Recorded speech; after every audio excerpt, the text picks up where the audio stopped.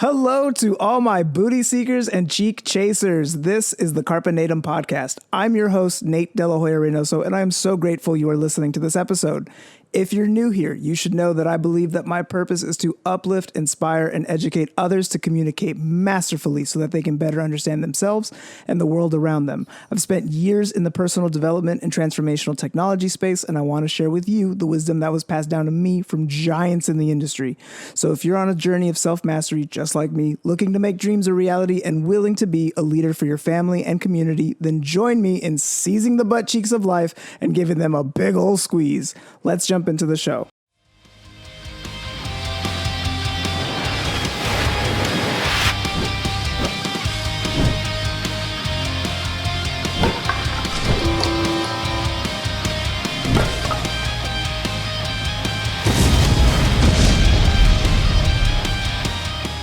Today, I am very, very excited to have my guest, Angela Kay, on. She is a hilarious comedian. She is a local producer who hosts the Scuttlebutt comedy show that you can see live at The Boat in Austin, Texas.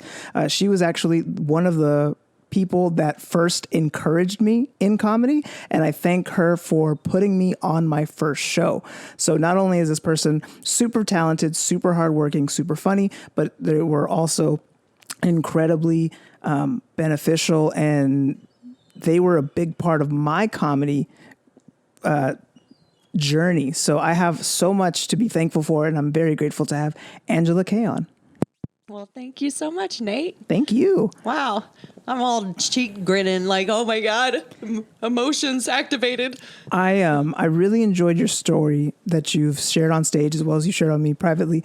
You used to serve in the military. You used to be a lawyer, if I'm correct. Or paralegal. Paralegal. Yeah. And then you walked away to pursue something that was more fulfilling. Can you tell us a little bit about that and what influenced your decisions?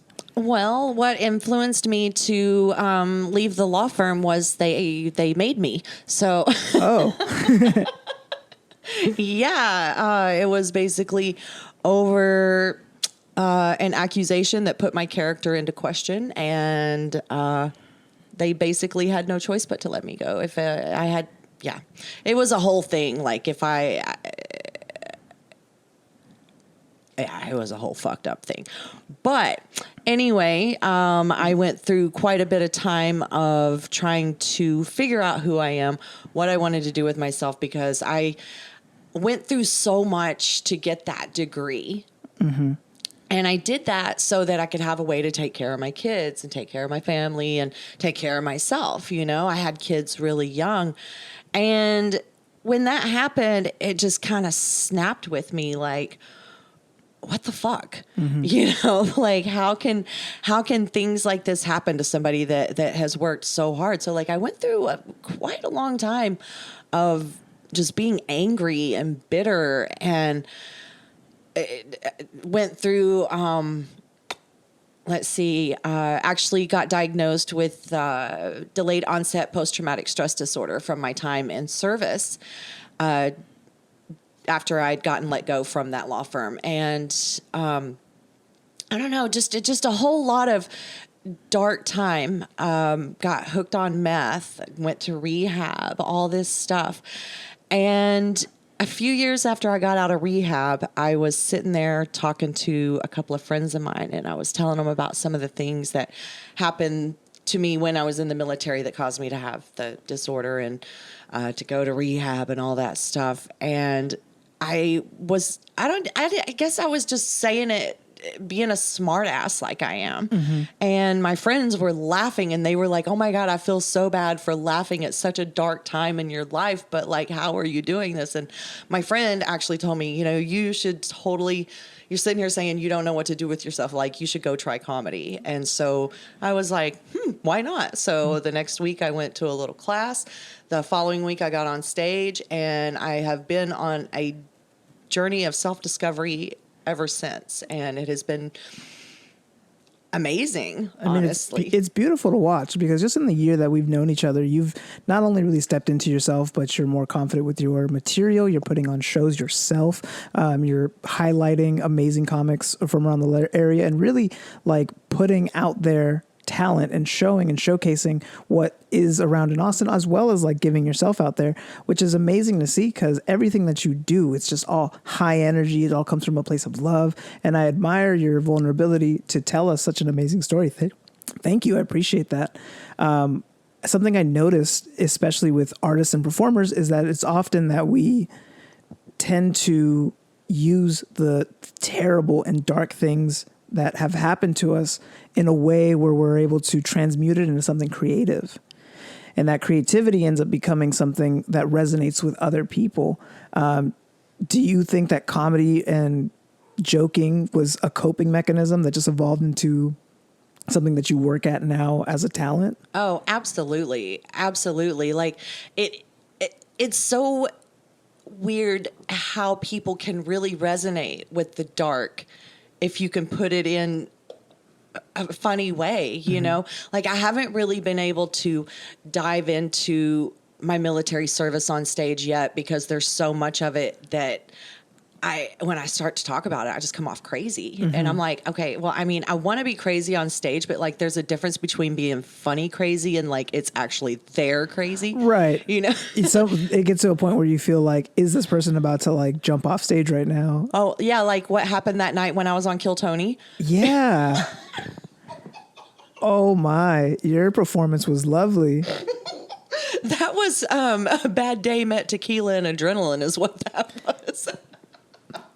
For those of you who don't know, Kill Tony is a show where they draw names from a hat and they pick comedians or sometimes just random audience members to do a minute of stand-up. Sometimes it goes great. Sometimes it goes funny. Every time they make the best out of it. And how was your performance? How did you feel about doing your set? Oh my God. Okay. So at the time, oh my God, this was amazing. So like I had been off and on trying to get on that show for what, 10 months, something like that, however long they had been there, and never called me, never even came close, whatever. Well, the night that I ended up getting called, I was just having a bad day in general. The next day was like my dad's death anniversary. So I was like, fuck it. I'm just going to have a few shots of tequila. Actually, I was only going to have one. Well, one turned into two, and that second one was like a double shot. Sure. So 3 shots of tequila and an edible on an empty stomach. And then I got called up. So what like a wonderful time it was to get called. Steadily kicking my ass. And it was like, yeah, that is one of the personalities that comes out whenever I'm drunk on tequila is the obnoxious twat that y'all saw. And it was, Oh, she was so fun. The crowd loved you. I still think that performance was iconic for you. I thought you went up there, you handled it really well. You laughed at everything. And I feel like just you having fun on stage really was what made it so much fun for everyone else. I had a blast when I was up there. Honestly, I did. But whenever I watched it afterwards, I was like, oh my God, like there's a few things I would really like to change about myself right now. So actually being on that show was a little bit of an eye opener for some of the things that I wanted to upgrade on myself. You know, like I hate that I worked doing the personal shopping like I did. Like it just, I hated that. So I ended up getting 2 new jobs. Like now I work for Big Laugh Comedy. I'm one of the people that takes you to your seat. And then I got a job for Secret Food Tours downtown. So like I changed all that, and that was great.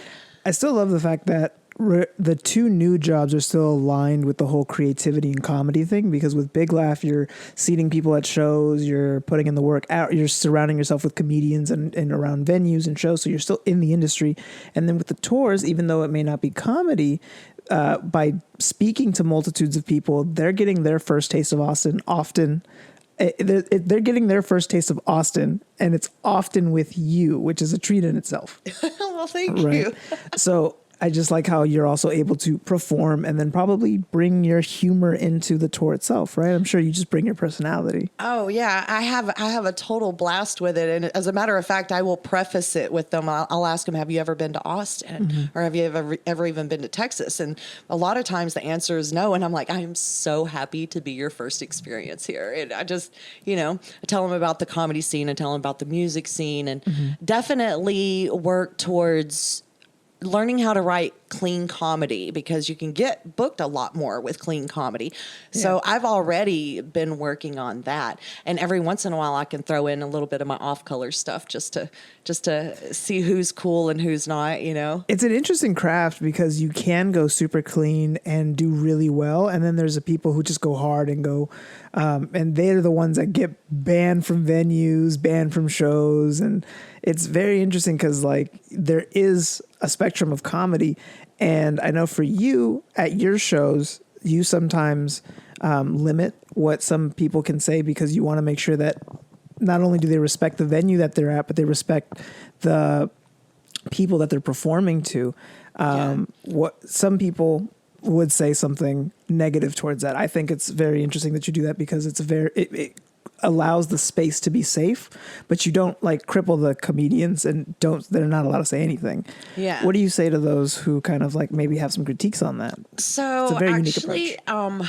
Over time, I started realizing if you actually just say, "Hey, don't say blah, blah, blah, blah, blah, blah, blah," well, then it does get people in their head about their performance. So what that has been transformed to is, anybody who knows me knows that I don't like rape jokes. I don't like certain jokes that can actually trigger somebody's trauma at a comedy show.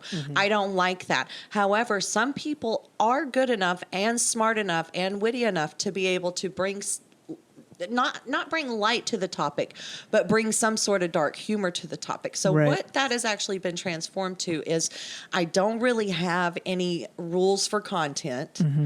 But remember your crowd, remember where you are. I mean, basically you're at a seafood restaurant. Let's try to limit how many jokes are going to upset them because they are trying to enjoy a meal. Yeah. And I like that because I have noticed that it has transformed from you can't say to remember where you're at, and that brings a different level of awareness. And if they are in their head, it's a different headspace. Let me make sure that what I'm saying lands to the people who are here, and also doesn't ruin it for the rest of the people who have to go on stage after them. Right. Yeah, because I did actually, I had quite a bit of negative lashback at that, well, it's my First Amendment right and blah, blah, blah. Well, I get that. I mean, obviously I'm all for the First Amendment right because I did sign my life away for it. I'm a veteran. So, I'm all for that, but just be tactful. Right. Not everybody wants to hear about your dick hole, man. There's definitely a better way to talk about that opening, that orifice in your body. Yeah. And I like that because you're actually challenging the comedians to really think up what they're doing, put more attention and emphasis on their, intentions. And it does help with writing because comedy is so interesting to me. It's so fun and it's so creative. At the same time, I'm now at the stage in my comedy career where I am now even questioning myself on how good my material is. At first, you're just writing jokes to try to get comfortable on stage. Now, I'm overanalyzing the things that I write. And I sometimes get writer's block. What do you do when you're feeling uncreative or it's not just flowing as it normally does? Because it's easy to write and it's easy to be when we're in a manic phase, it's easy to create and produce and make content. But when we're in our lows, what do you do to kind of continue the creative juices from flowing? Whenever I'm in a low, because it's hard to be funny when I don't feel funny. So sometimes you really have to literally put on an act for people, but coming out of a writer's block, I have a book that it was the one that was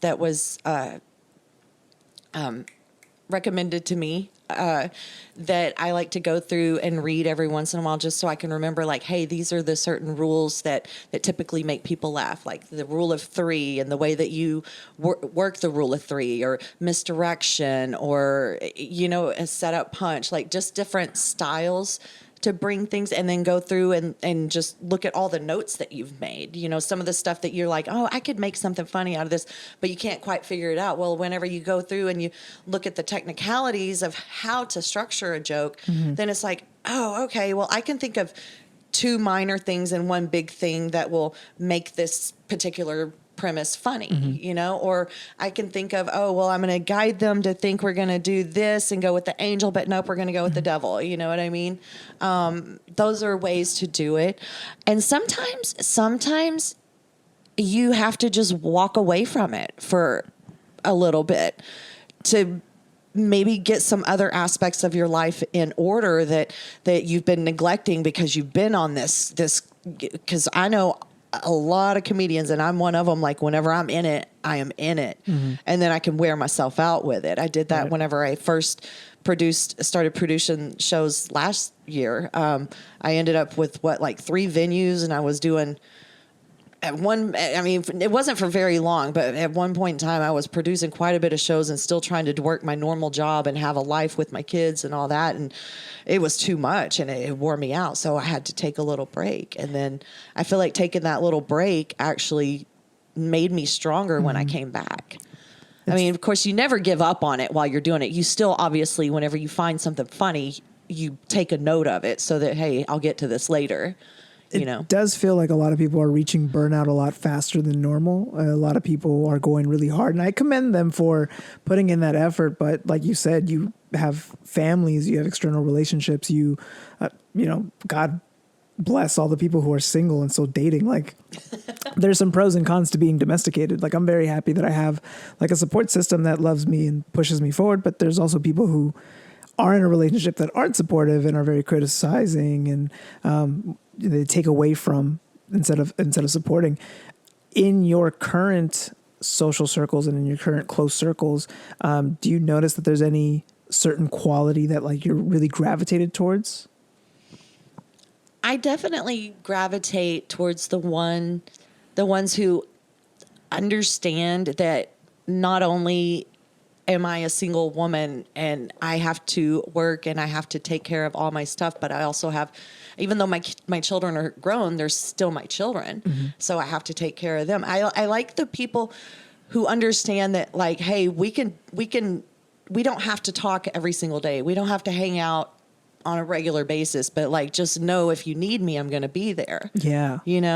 I gravitate towards the ones who encourage me to continue with comedy. Heck yeah. Because I've gotten backlash for different things. I mean, a lot of different cultures and people from different states and backgrounds and everything are starting to move here.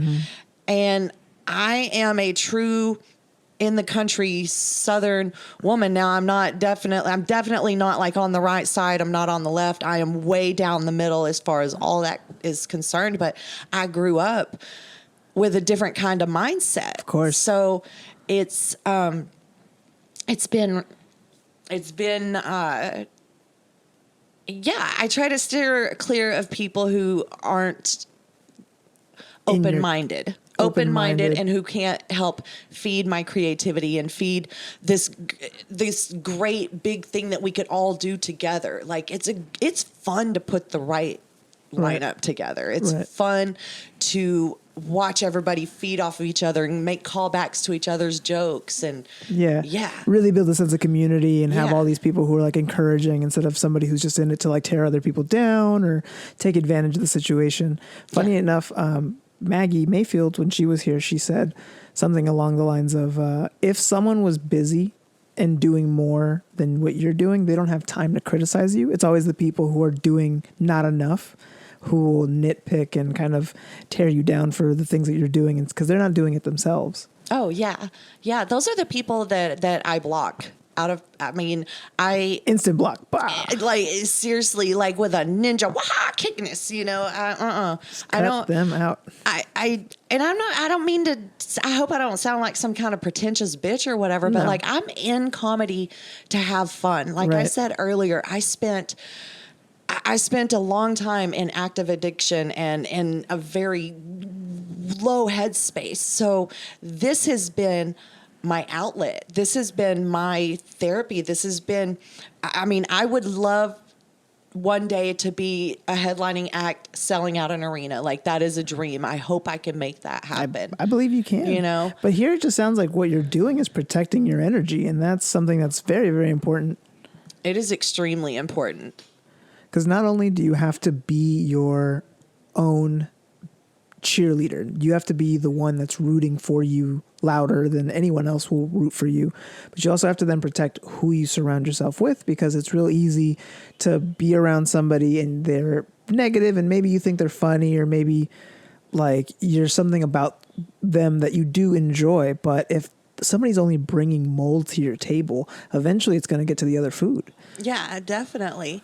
Definitely. And it's one of those things where I realized later in life, like if I don't take care of myself first, I can't take care of anybody else. You have to protect your energy. I mean, and you're right. People, you don't want the negative people. Like there were a few people whenever I first started producing shows that had opinions, and I'm like, you're entitled to your opinions, but I didn't ask, and I don't need that kind of energy.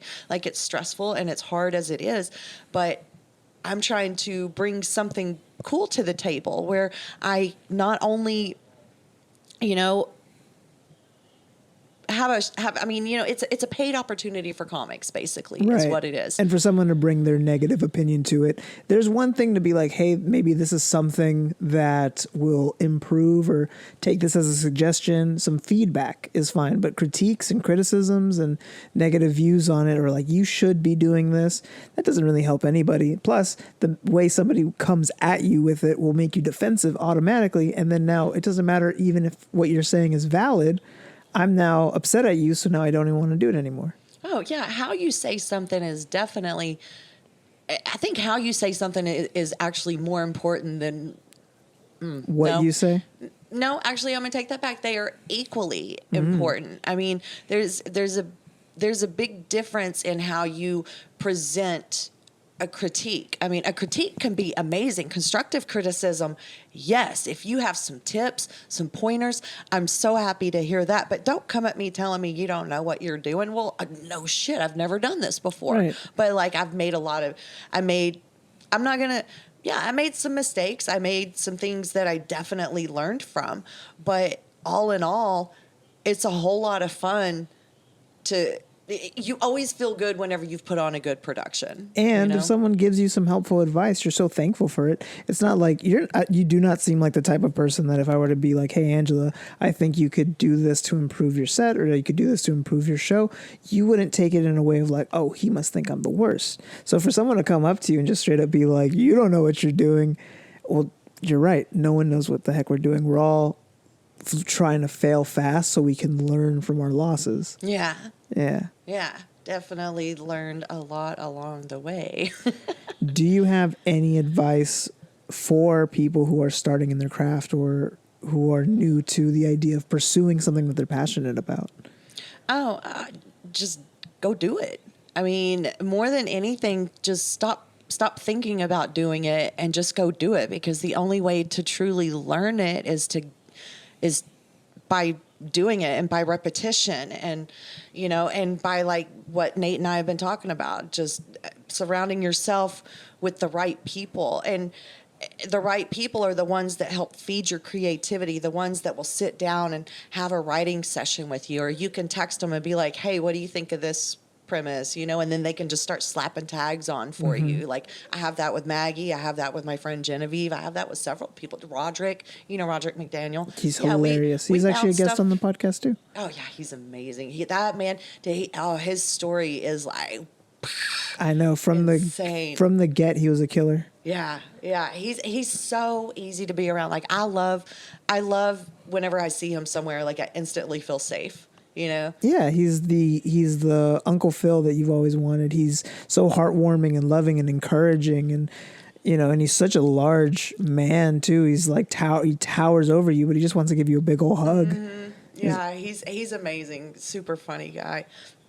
But anyway, those are a few of the friends that I have that like we we talk, we bounce ideas off each other. They're like my safety, Safety net. So Yeah. just stop talking about it, start doing it, get yourself around people who are going to be encouraging you. Speaking of things that like encourage you or like almost inspire you, do you have anybody that you directly like want to emulate, or anybody that like really inspires your creativity and your style?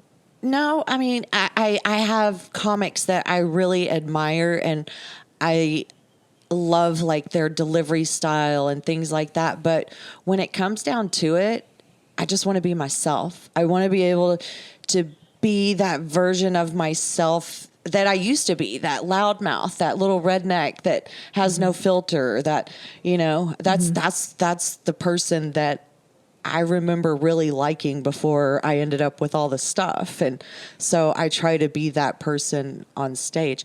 Yeah. I mean, whenever it comes to being a comedian, I feel like the more you put of yourself into it, like if you're trying to be somebody else, it might not work as well as like just trying to stay true to a version of yourself that you like. I like that. Yeah.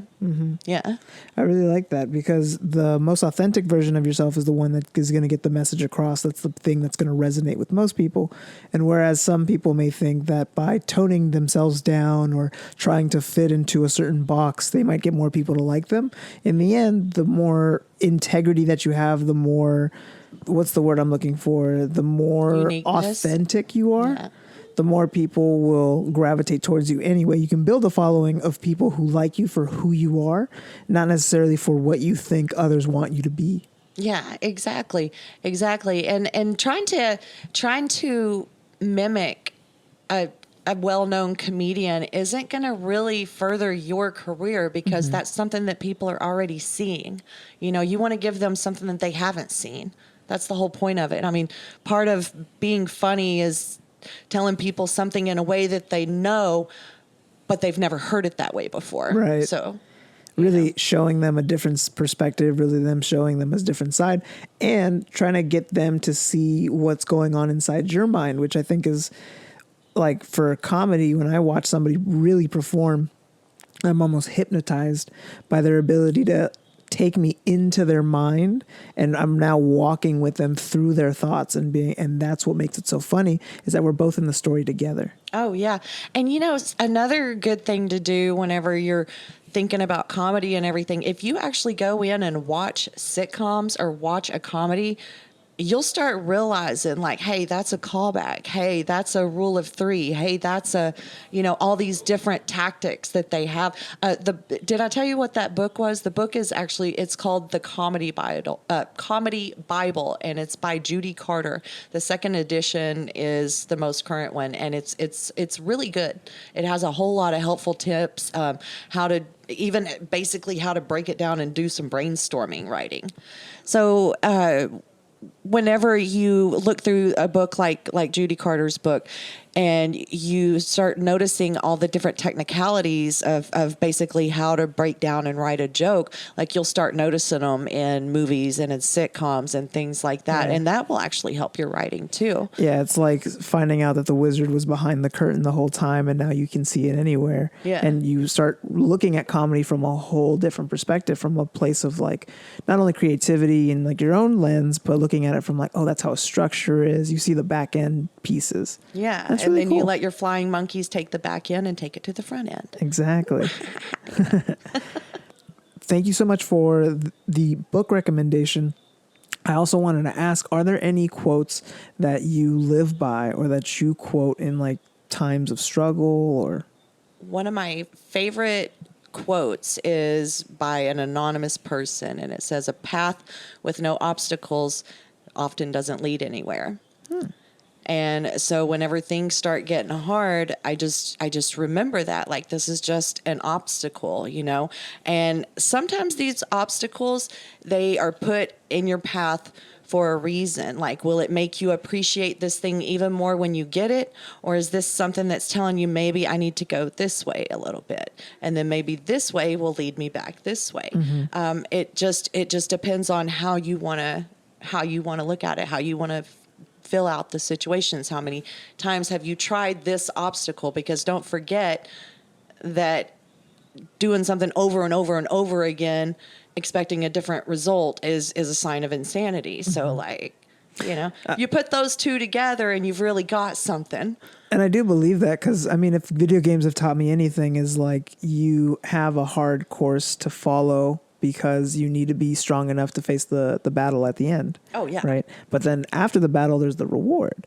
Totally. So if you are to, you know, trudge up the mountain and do what you have to in order to be great, you can go up the mountain either smiling, or you can go up the mountain complaining, pissing, and hollering the entire time. Either way, you're going to get up the mountain. Sometimes you do, sometimes you don't. Maybe it's the attitude that actually gets you all the way to the top. Fuck yeah. I mean, like, I will totally beat down on some Bowser to get my Princess Peach, you know? Exactly. Yeah.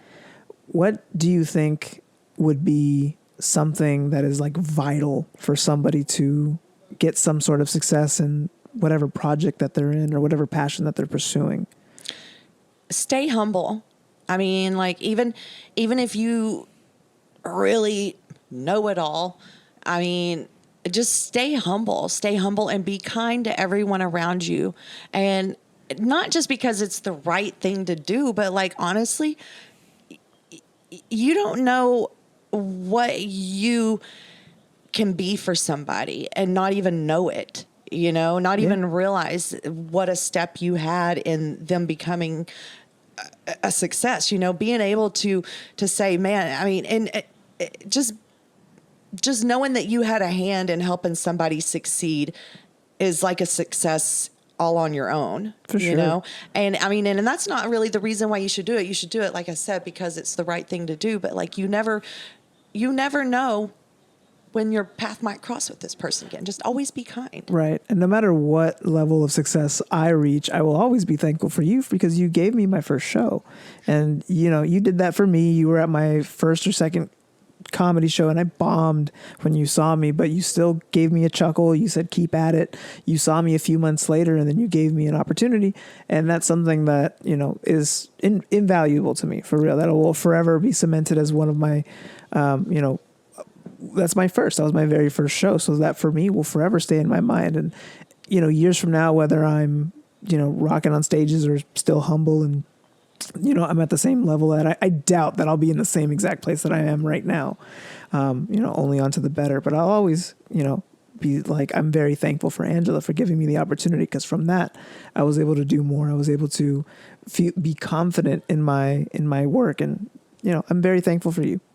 God, fucking activating my emotions over here.